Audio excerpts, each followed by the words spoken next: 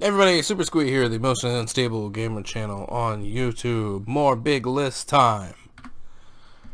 For a straight-to-video movie, this is a wonderful film. I don't even feel bad for loving this film. It has some pacing issues where it all revs up super quick, and it is stained with the 90s, but this isn't a bad thing in my opinion, and it is a lovely picture that is well animated. I spent about two-thirds of the runtime thinking about how the college seems to be primarily dogs, so PJ appears to be the only cat at the college, but then we have the motherfucker who is basically just Bigfoot from the first Goofy movie, so we got one monkey and one cat at the historically dog college. Then think about how Goofy and Max have a pet cat and Pete has a pet dog, and my brain couldn't deal, so I just kind of stopped. So, for the longest time, I didn't even realize this was a straight-to-VHS movie. I thought it might have been like a TV movie first, and then was put on VHS. Rewatching it, like, I see that the animation quality is like a little bit lower, but at the same time, like, I didn't realize that back then. I thought it was a movie that went to theaters, just like the original. I enjoy this one more than the original, but I also haven't seen the original in a while, so that may not be true anymore. This also makes me feel like, hey, Disney, you're cowards, because, like, where's Max? You never see Max anymore. Like, Goofy has a son. Where's Max? Put Max in Kingdom Hearts. Make him, like, a darkness Keyblader, and we have to save him, or something. Like, show me Max. It's bullshit. I had no expectations. My only interest in this series came from Gerard Way being involved. I had an amazing time and love how much time was given to so many characters, so you got to feel for what they felt and why they did what they did. The music choices were phenomenal, and I got misty-eyed so many times. I am very interested in reading the comic series now. Also, Luther is best boy. I don't fucking care what you say. Luther is best boy. Like, he's just the best boy. Also, like, Tiny Old Man is pretty great, but Luther is best boy. So as you see, I had a very Shreksual time. I blame my girlfriend. I love you, baby. Honestly, I love the fuck out of this. It elaborated on story bits that made the whole story make more sense. It gave better motivation for the way the villain acted, and the songs are really well written and hilarious / sad. I don't think by any means that the first Shrek film is bad, but I feel this musical is better. Like, if we got a retelling of Shrek, like the first Shrek, I would want, like, the story bits they put in this to be added to that. Not necessarily all the musical shit, but just in general the story beats. So, we see this poster again, and this time it's here for a reason. Ash out here dying for our sins. So, I found a Blu-ray copy at Best Buy that was like a steelbook case of the first 3 Pokemon movies. So I watched this on Blu-ray with Anna because we were playing the first Pokemon games at the time. So it was like I wanted to watch the movies like that coincided with what era the games were in. This movie still holds up pretty well, and it's understandable why they remade it. I haven't seen it yet. I heard from Chris that it's pretty good. It's a little weird in some places because of the choice of animation and stuff, but like, I don't think this movie's winning awards or anything, but at the same time, like, it's not garbage.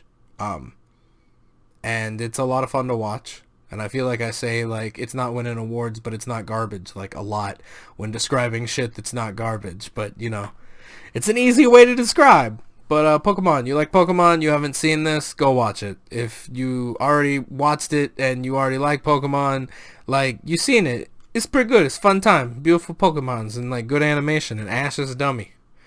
Ash is such a dummy. Oh, what a dumb boy. I cried so fucking much for so many reasons, some of which I don't want to discuss. Babies don't know nothing, and that's sad, and people can be a lot of things.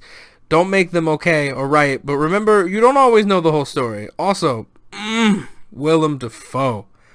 Like, Oh, and this is A24. Like, okay, so I started watching films from that fucking production company because of Chris, and I have not been let down once with anything I have watched from A24. Like, and it's all kinds of different shit, but it's all good shit. If you want an interesting, sad, like, weird-ass movie, you know, watch this shit. Stop it, Jared Leto. Stop making me want to fuck you. Also, Jesus, eat something, both of you. Fuck Big Pharma. Use protection. Know your rights. Good movie. I basically described everything I needed to. Like, fuck Big Pharma. Use protection. Know your rights. Good movie. That's all I gotta say about this shit. Wild story. Wild story with snippets of true to it. Like, it's not a true story, but inspired by, you know what I mean? This has been a tremendous journey, and I'm glad that Chris got me to finally watch it. I laughed and cried so much. I'm really sad that it's over. And maybe it's just because I became so attached to the series. And the wonderful characters. Ross is best, 12 out of 10. But I feel like it ended with the tiniest bang that felt like the loudest whimper. I think this is my favorite show, honestly. And the whole time I was watching, every time Martin spoke, I wanted to watch Atlantis. And every time I heard Niles, I wanted to watch that Hellboy sequel we were never going to get. So much love and passion went into this series. Or so it seemed to me, at least. And I feel a lot of it was ahead of its time. So I think Fraiser is an absolutely incredible show, and I still think that it's ahead of its time. And I think it's wild that it ran for so long and like touched so many different subjects. And like I feel like all the actors did incredible jobs portraying their characters and their journeys throughout the series. I still very frequently I like to put on Fraiser when I go to bed. It's just a good like background noise thing. It's soothing. But good stuff. Watch you some Fraiser if you like sitcoms. If you like titty, pee-pee, blood, sparkly graphics, and art, go watch right now. So, yeah, Anthology. That's what they're called. So, before when I was talking about the way that it's set up, that Dead Space movie that I was talking about, where it had different animation styles, it was like, it had an overarching, like, core story that was going on, but, like, it pieced it apart with each character in different animation styles as, like, a sort of anthology, but this doesn't piece anything together.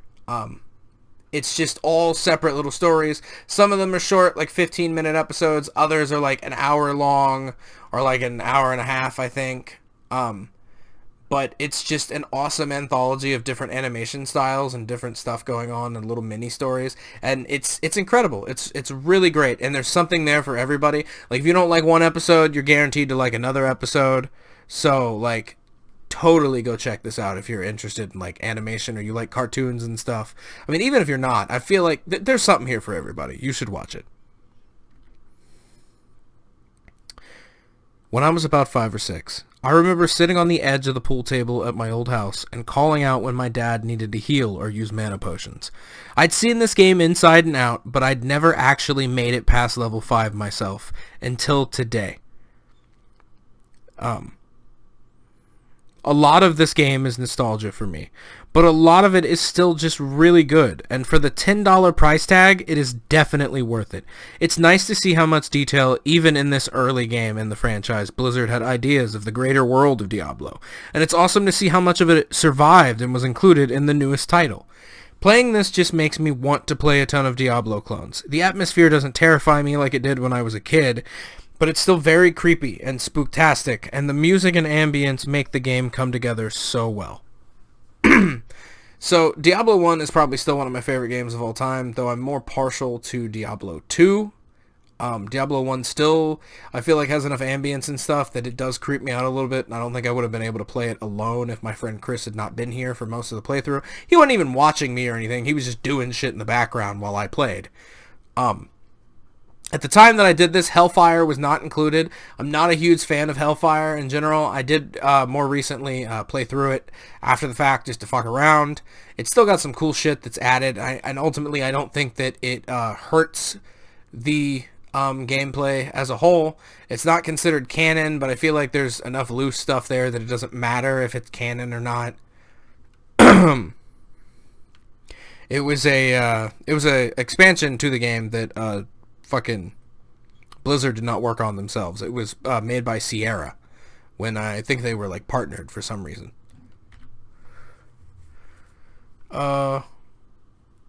So all I put for this is watch this movie. So this movie was not at all what I thought it was. Like, I found out more details about it, like, later from people, and I was like, nah, like, you're fucking with me. That's not what the movie is. And then I watched it, and I was just like, holy shit, that is what the movie is. But I think this is a really great movie. I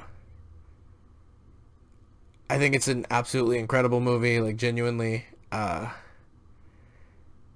There's a person I'm not going to disclose that I heard about through a friend, not someone I knew, but that I heard about, that they watched this movie and they were like, I don't like it because it makes me feel guilty. And it was like, I watched this movie, I'm white too, like, by the way, but I watched this movie and I'm just like, why does it make you feel guilty? And like, if it's making that guy feel guilty, like, what the fuck did you do? Or what, like, backwards ass shit are you thinking about, like, on a day-to-day basis that you would feel guilty watching this movie? Like, I still haven't seen, fuck, I can't remember what it's called, but I haven't seen the other Jordan Peele movie that came out, the other horror one. I want to. I've heard that it's really good. I know a lot of people are decisive and they're like, I don't like it, it's bad, and then everybody else is like, it's really good and I like it. So I want to watch it. I think I'll enjoy it. But I thought this movie was super cool. And if you like, I don't know, like, if you like scary movies or you like thrillers or whatever the fuck, like, go check this movie out.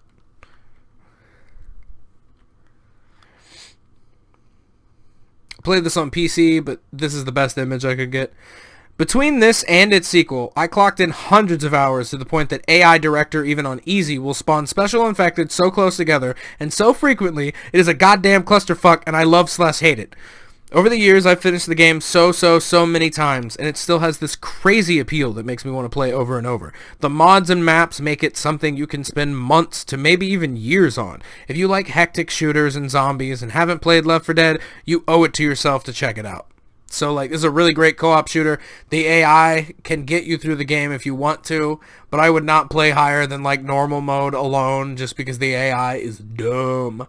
It's a really great game with friends. I have played with many different groups of friends over the years because it's a 4-player co-op.